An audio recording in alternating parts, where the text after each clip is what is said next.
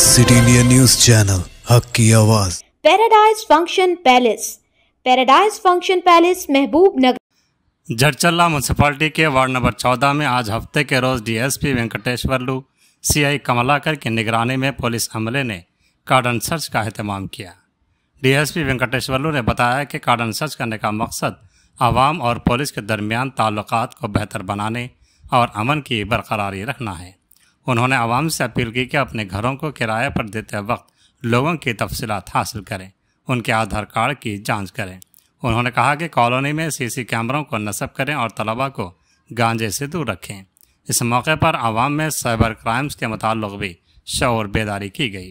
DSP ने बताया कि इस कार्डन सर्च के दौरान सही दस्तावेजात न होने की वजह से 16 गाड़ियों को जब्त कर लिया गया है।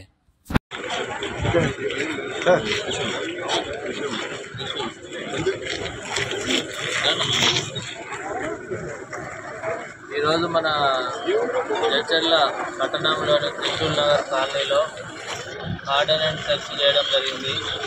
దీనివల్ల మన ప్రజలకు పబ్లిక్ మంచి సత్సంబంధాలు ఉండాలనే ఉద్దేశంతో ఈ కార్డన్ అండ్ సెర్చ్ చేయడం జరిగింది। దీనివల్ల మీకు ఈ కాలనీలలో కొత్త వాళ్ళు ఎవరైనా ఉన్నారా అని అందరి ఆధార్ కార్డులు కూడా చెక్ చేయడం జరిగింది। అదేవిధంగా మన వెహికల్స్ కూడా అన్ని మోటార్ సైకిల్ ఒక 16 వెహికల్స్ పట్టుకోవడం జరిగింది।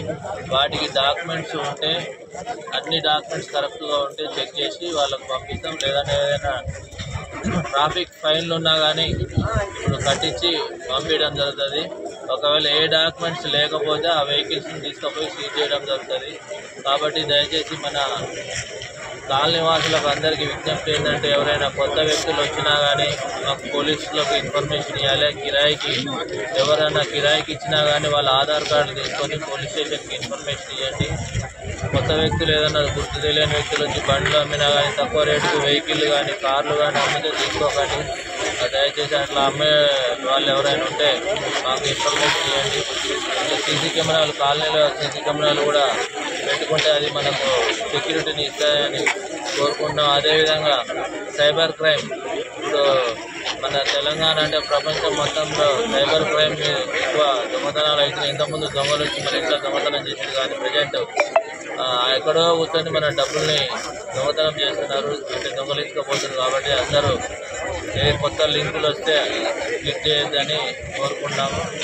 ఏదైనా చిన్న ఇన్ఫర్మేషన్ ఉన్నా ప్రజలు ఇన్స్పెక్టర్ గారికి పోలీసుకు తెలియజేయాలని కోరుకుంటున్నాం।